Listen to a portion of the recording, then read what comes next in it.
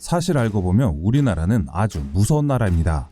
한국은 세계에서 가장 무서운 군사국가 중 하나인 북한을 대상으로 70년간 전쟁을 준비해오고 있는 국가입니다. 또한 한국은 지난 반만년 동안 1500회가 넘게 외세로부터 침략을 받았으며 모든 침략을 막아온 저력이 있는 나라입니다. 그래서인지 주변국들의 정세가 위태로워지면 본능적으로 위협을 감지하고 있습니다. 그런 위협을 감지해서인지 한국은 더욱 강력한 국방력을 갖기 위해 많은 노력을 하고 있습니다. 한국은 북한뿐만 아니라 중국, 러시아, 일본 등 무서운 나라들 속에 살아왔습니다. 2018년 한국이 발간한 국방백서에 명시되어 있는 것처럼 잠재적인 도발국인 중국, 일본 등 모두 전교에서 한 손 안에 드는 친구들과 지내다 보니 어느덧 우리 한국도 그들과 같이 군사 강대국 반열에 오르려 하고 있습니다. 최근 들어 그런 한국이 군사력을 더욱 늘리고 있는데요. 그런데 그 속도가 심상치 않습니다. 현재 세계의 많은 국가들이 한국을 경계 대상으로 보고 있는 것이지요. 그도 그럴 것이 육, 해, 공 어느 하나 부족함 없이 전력을 무서울 정도로 늘려가고 있는 상황입니다. 오늘 전해드리는 소식으로만 따져봐도 우리나라의 세계 군사력 순위는 한두 단계는 더 올라가지 않을까 생각하는데요.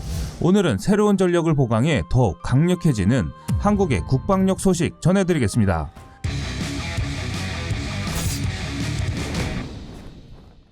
한국이 주변국 대비 가장 약세인 부분이 해군력입니다. 그런 한국이 현재 가장 심혈을 기울여 증강 계획을 짜고 있는데요. 그래서 주변국 대비 눈에 띄게 늘어나는 전력이라고 할 수 있습니다. 이는 그동안 한국이 이룩했던 해군력과는 비교가 안 될 정도이며 이 모든 것이 마무리되는 2020년대 후반에는 한국의 해군력도 여타 나라와 비교했을 때 크게 뒤처지지 않을 전투력을 보유하게 됩니다. 그런데 한국이 군사력을 증강하는 방법이 좀 남다른데요. 일반적으로 다른 나라들은 군전력을 증강할 때 기존의 장비를 최신화하는 것과 보유 수량을 늘려 양적 확대를 하는 것입니다. 그리고 여기서 더 어려운 것이 이 둘을 동시에 추진하는 것입니다. 그래서 일반적으로 둘 중 하나를 먼저 추진하는데요. 이러한 이유는 막대한 국방 예산 확보도 어렵지만 무기를 만들 수 있는 자체 기술이 부족해서 실행하지 못하는 것이 대부분이기 때문입니다. 그런데 우리나라는 군사력 증강에 그 어렵다는 첨단화와 양적 증대를 동시에 진행하고 있습니다. 가장 눈에 띄게 늘어나는 전력이라고 할 수 있습니다. 과거 한국이 그동안 이룩했던 해군력과는 비교가 안 될 정도이며 이 모든 것이 마무리되는 2020년대 후반에는 한국의 해군력도 여타 나라와 비교했을 때 크게 뒤처지지 않을 정도입니다. FFX 배치2, 배치3 열척 추가 도입, 배수량 3,000에서 4,000톤급 최신형 인천급 울산급 호위함으로써 동남아시아나 필리핀 같은 국가에서는 하이엔드급 수상 전투함일 정도로 중소국가의 최상위 주력함급 호위함 열척을 건조하는 사업입니다. 배치3의 전체적인 외형은 지금까지 공개된 배치2의 모양새와 흡사합니다. 다만 배치1과 비교했을 때 스텔스성이 강화된 외형이나 B포지션에 심어진 한국형 수직발사대 KVLS가 그러한데요. 하지만 배치2와의 차이점으로 다기능 레이더가 통합된 마스트가 설치된 점이 다르다면 다른 외형을 보이고 있습니다. 이러한 통합형 마스트는 전 세계적인 추세로 유럽이나 미국의 신형 전투함들은 물론이거니와 호주의 안자급 같은 기존 함정들 역시 개량 사업을 통해 통합형 마스트를 탑재하고 있습니다. 한국은 이런 통합 마스트를 국내 기술로 개발했으며 세계 정상급의 성능을 자랑합니다. 또한 여기에는 한국이 개발한 A사 레이더가 장착될 것으로 기대를 모으고 있는데요. 공격 무기로는 천마 지대공 미사일 체계를 시작으로 천궁, 철매투, LSM 등을 탑재합니다. 배치3의 사업비는 약 3조 2천억 원이 들어갈 예정입니다. 한편 배치2의 사업비가 약 2조 7천억 원으로 배치2, 배치3 총 사업비는 약 6조 원에 달하는 막대한 금액입니다.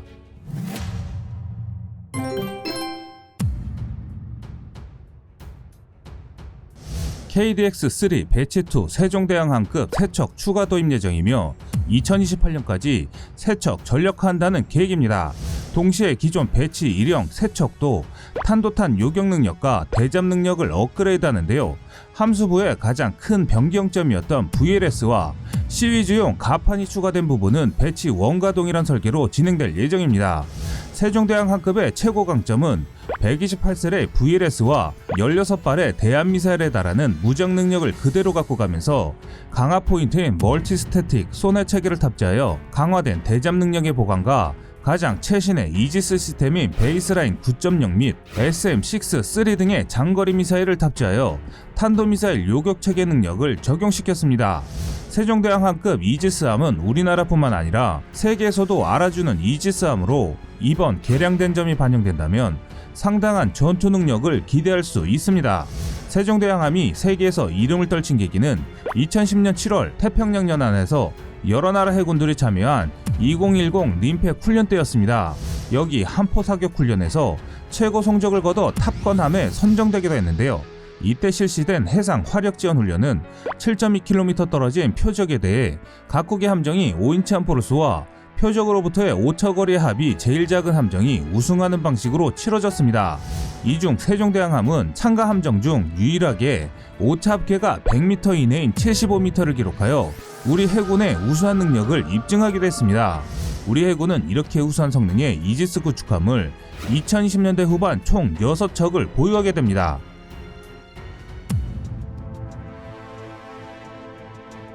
사실상 KDX-3 이지스함과 비슷하거나 더 우수한 성능을 지닐 것으로 예상하고 있습니다. KDDX는 한국이 갖고 있는 모든 전투 기술이 들어가 만드는 한국형 이지스 시스템이 들어가기 때문이죠.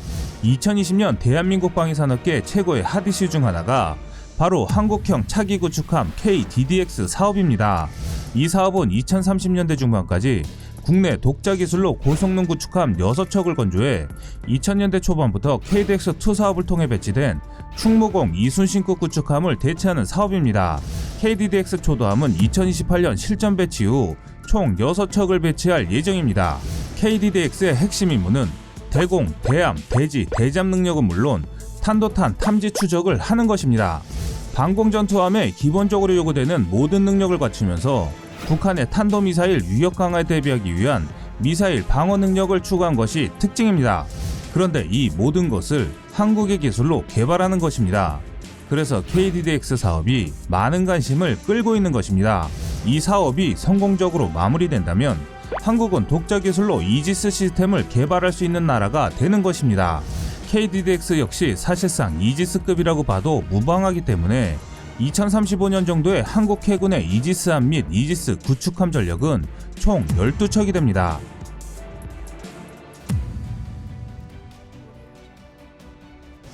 현재 해군이 개념 설계한 기준 배수량 5,000톤급 합동화력함은 척당 150발 정도의 탄도미사일이나 순항미사일을 운반할 수 있습니다. 가장 큰 장점은 해상에서 작전함으로 북한군의 선제 타격을 벗어날 수 있는 데다 킬체인에서 가장 큰 문제가 되고 있는 이동식 발사대 부족 문제도 손쉽게 해결할 수 있습니다. 또한 가격 경쟁력도 상당한 편이기 때문에 합동화력함은 이렇다 할 무장이나 센서를 장착하지 않으므로 건조비용과 유지비용을 크게 줄일 수 있습니다.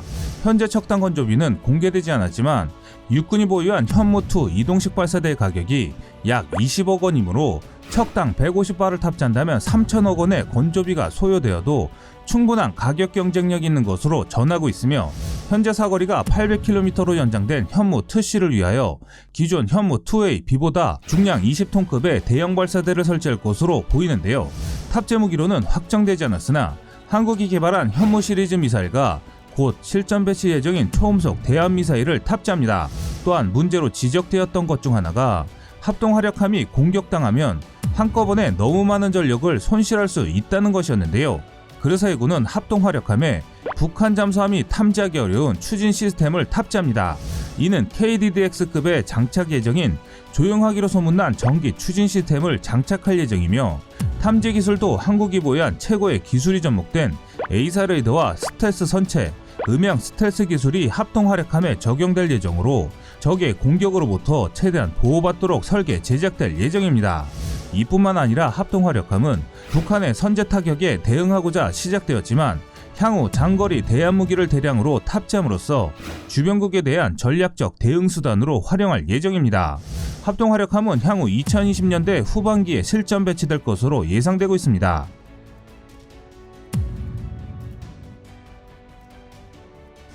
경항모 4만 톤급 건조 예정으로 우리 한국이 진행하는 사업 중 가장 말들이 많은 사업 중 하나입니다. 현재 경항모 안쪽으로는 삼면이 바다인 한국 지형 특성상 실용성이 떨어질 뿐만 아니라 한국 해군은 모든 함선들이 삼직제로 운영하고 있기 때문에 효율을 극대화하기 위해선 최소 한 척 이상을 더 건조해야 한다는 의견도 있는 상황인데요. 하지만 현재까지 밝혀진 내용으로는 2030년대 초까지 한국 해군은 최소 4만 톤급 항모 한 척과 독도급 강속 상륙함 2척 체제를 유지하게 됩니다.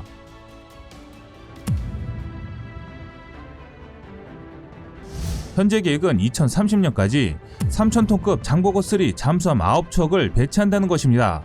그중 마지막 배치 3는 원자력 추진 잠수함인 SSN으로 가닥을 잡은 상태입니다.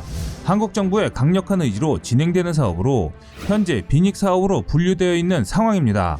한국의 계획은 미국의 원잠을 살 계획이었는데 미국이 핵잠은 전략물자라 해외 판매가 불가하다는 답변을 받은 상태로 이로 인해 한국은 일부 해외 기술을 들여와 자체 건조하는 방향으로 진행 중입니다. 또한 한국형 원잠엔 재래식 탄두를 단 잠수함 발사탄도미사일인 SLBM을 탑재할 계획으로 중국이나 일본 가까운 바닷속에서 대기하다 유사시 명령을 받으면 이들 미사일로 한 방을 날린다는 계획입니다.